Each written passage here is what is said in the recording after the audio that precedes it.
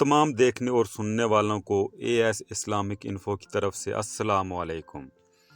जब हज़रत सालेह अलैहिस्सलाम ने बहुक्म खुदा दावत तबलीग अपनी कौम को करनी शुरू कर दी तो सवाए चंद एक के पूरी कौम ने इनका इनकार किया और हज़रत सालेह अलैहिस्सलाम से मौजज़ा तलब किया। आप अलैहिस्सलाम ने फरमाया, अगर मैं तुम्हारी ख्वाहिश के मुताबिक मौजज़ा दिखाऊं तो फिर भी तुमने अगर मेरा कहना ना माना और ईमान ना लाए तो फिर तुम अज़ाब इलाही में गिरफ्तार हो जाओगे।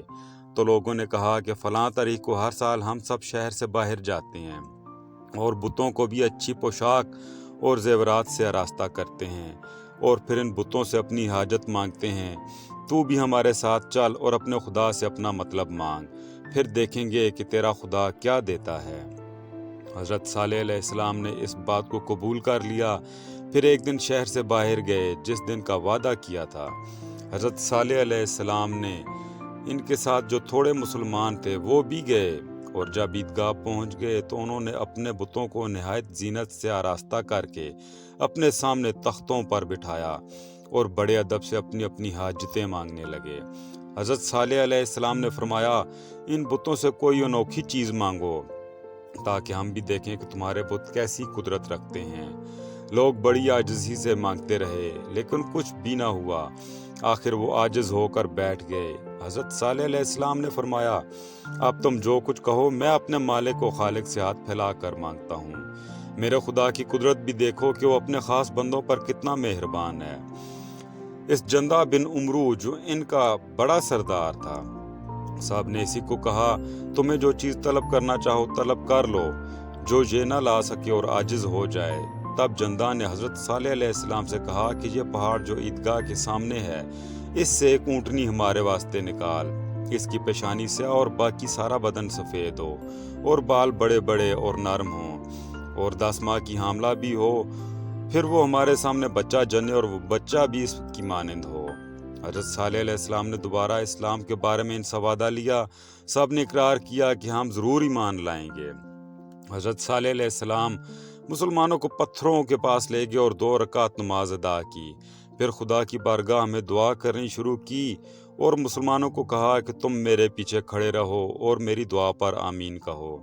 कौम समूद के सरदार और तमाम लोग इर्द गिर्द खड़े होकर ये मंजर देख रहे थे कि क्या होगा। खुदा की कुदरत। अचानक इस पहाड़ से चिल्लाने की आवाज़ आई, जिस तरह बच्चा जनने के वक्त जानवर आवाज़ निकालते हैं। खुदा की कुदरत से वो पहाड़ फटा तो वैसी ही ऊँटनी निकल आई जैसी उन्होंने तलब की थी। जैसा कि अल्लाह की ज़ात फरमाती है कि बेशक आ चुकी तुम्हारी तरफ वाज़ह दलील तुम्हारे रब की तरफ से। यह खुदा के नाम पर छोड़ी हुई ऊँटनी है, तुम्हारे लिए एक फैसला कुन निशानी है। बस इसको खुला छोड़ दो कि खुदा की ज़मीन पर जहाँ चाहे खाए पिए। इसको किसी किस्म का नुकसान न पहुँचाओ वरना तुमको दर्दनाक अजाब पकड़ेगा। इस मौजज़े को देखकर सब लोग एक ही आवाज़ में कहने लगे कि हज़रत सालेह अलैहिस्सलाम का माबूद बड़ी कुदरत रखता है, इसी पर ईमान लाना चाहिए। जंदा बिन उमरू 6000 आदमियों के साथ मुशर्रफ बा इस्लाम हुआ। हज़रत सालेह अलैहिस्सलाम के कदमों में गिरा और गुज़िश्ता की गई नादानियों की माफ़ी चाही, लेकिन दूसरे लोग अपने कुफर की हालत पर कायम रहे और अपने फरमा बरदारों को भी समझाना शुरू किया कि हज़रत सालेह अलैहिस्सलाम जादूगर हैं। तब हज़रत सालेह अलैहिस्सलाम ने फरमाया कि तुमने अहद की खिलाफ वर्जी की और मुझ पर ईमान नहीं लाए। अब खुदा के अजाब से बचने के लिए एक ही तरीका है कि तुम इस ऊँटनी को और इसके बच्चे को नहायत ताज़ीम से अपने मुल्क में रखो और इनको किसी किस्म की तकलीफ़ और रंज ना पहुँचाओ। तुम्हारा बचाव इसी में है। जब तक ये ऊँटनी और ये बच्चा तुम में रहेंगे खुदा का अजाब तुम पर ना आएगा। अगर किसी किस्म की तकलीफ़ इनको पहुँचाई तो फिर तुम अजाब इलाही में गिरफ्तार हो जाओगे। यह ऊँटनी बड़े जिस्म वाली थी, ये बहुत रौब वाली थी। जिस तरफ जाती थी सब जानवर इसको देखकर भाग जाते।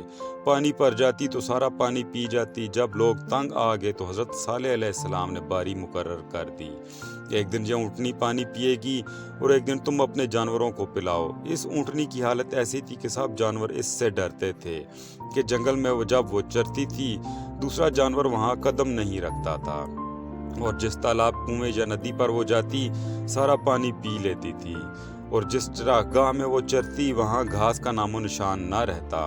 और शाम के वक्त जब वो वापस लौटती तो शहर के सब लोग आकर अपने अपने बर्तन दूध से भर लेते اور تمام شہر والوں کو اس کا دودھ کافی تھا۔ جب کچھ مدت اسی طرح گزری تو مال مویشی رکھنے والے لوگ اس اونٹنی کے چلنے پھرنے سے تنگ آ گئے۔ حضرت صالح علیہ السلام نے اس کے چرنے اور پانی پینے کی باری مقرر کر دی۔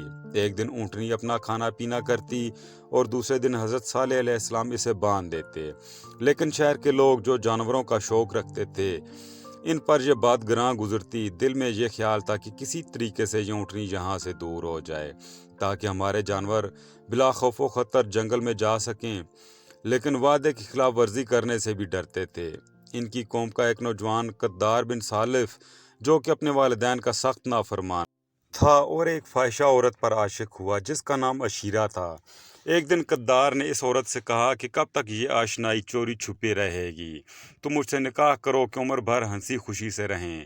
جس کے جواب میں اس نے ایک فرمائش کی اور کہا کہ میں اپنے مال و متاع اور لونڈیوں کے ساتھ تیری فرما بردار ہو جاؤں گی اگر تم اس اونٹنی کو جس نے مجھ کو اور تمام شہر والوں کو رنج اور بلا میں ڈالا ہے اس کو ہلاک کر دو۔